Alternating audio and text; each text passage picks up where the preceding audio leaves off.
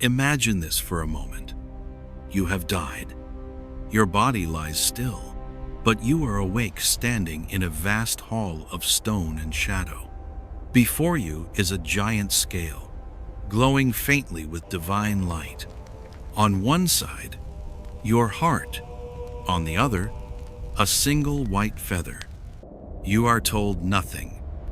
No second chances. No forgiveness. And beside the scale, watching silently, waits a creature that is not a god, not a demon, but something far worse. Because if your heart is heavier than truth, this creature will devour it, and you will be erased forever. No heaven, no hell, no rebirth. This is the story of Ammit, the monster that ate lost souls. To the ancient Egyptians, death was not an ending. It was a journey, long, dangerous, and filled with judgment. When a person died, their soul did not immediately rest. Instead, it traveled through the Duat, the mysterious realm of the afterlife. This realm was filled with gates, guardians, spells, and trials meant to test the worth of a soul. But no trial mattered more than the final one, the moment every soul feared, the weighing of the heart, because here, truth itself decided your fate. The soul eventually reached a massive chamber, known as the Hall of Two Truths. The air was silent. The walls were carved with hieroglyphs older than memory. Torches burned without smoke, and at the center stood the scale. This scale was sacred. On one side rested the heart, the seat of thought, memory, and morality, not the brain. The heart. On the other side lay the feather of Ma'at, symbol of truth, balance, and cosmic order. If the heart was lighter or equal to the feather, the soul was proven worthy. If heavier, something had gone terribly wrong. And that is when Ammit stepped forward. Ammit was not shaped like anything natural. She was a horrifying fusion of three of Egypt's most feared predators. The head of a crocodile, symbol of sudden death and unstoppable force. The body of a lion, ruler of the land and executioner of kings. The hindquarters of a hippopotamus, the most aggressive beast of the Nile. Each part represented chaos. Each part represented death. Ammit did not judge. She did not argue. She did not show mercy. She simply waited. Her jaws rested inches from the scale, eyes fixed on the heart. Patient, hungry, eternal. Here is what made Ammit truly terrifying. She did not punish souls. She ended them. If the heart was heavier than the feather, meaning the person lived a life of lies, cruelty, imbalance, the heart would drop, and Ammit would consume it. When she did, the soul did not burn. It did not scream forever. It did not wander. It simply ceased.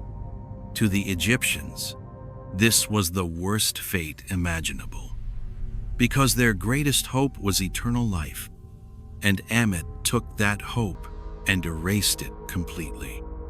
No memory, no identity, no afterlife, only oblivion.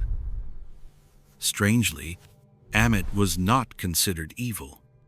She was not worshipped. She had no temples, no prayers. But she also was not hated. Ammit was a necessary force.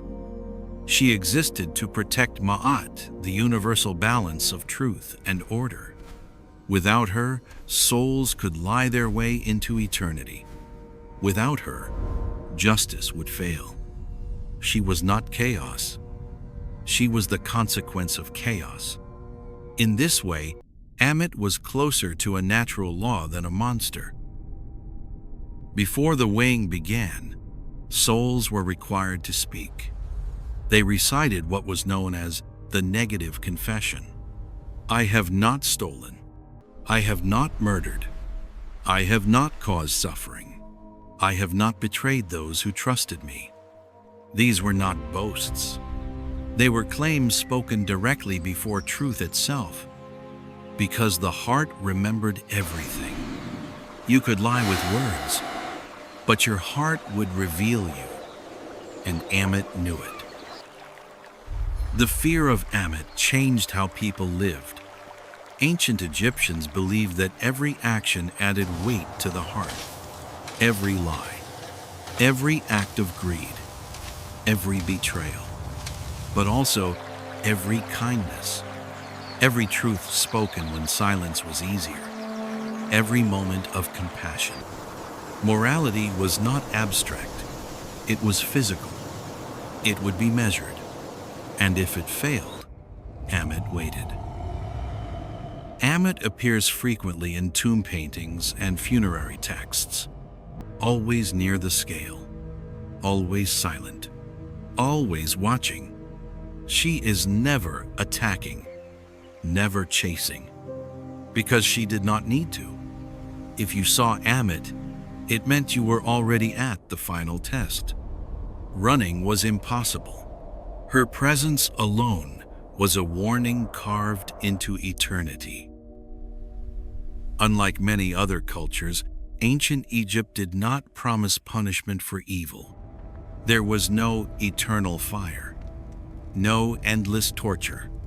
Instead, there was judgment, and then nothing. Ammit represented the idea that a life without truth was not worthy of continuation. Existence itself had to be earned. Here is the deepest meaning behind Ammit.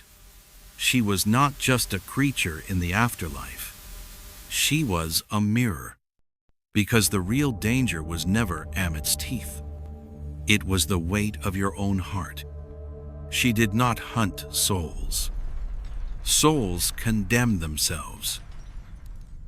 Ammit still waits, not in the halls of stone, but in the question she represents.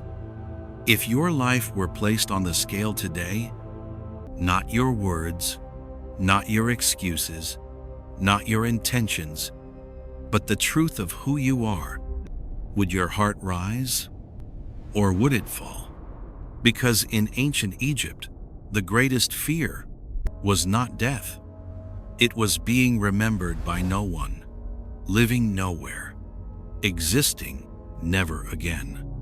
And Ammit was the final answer.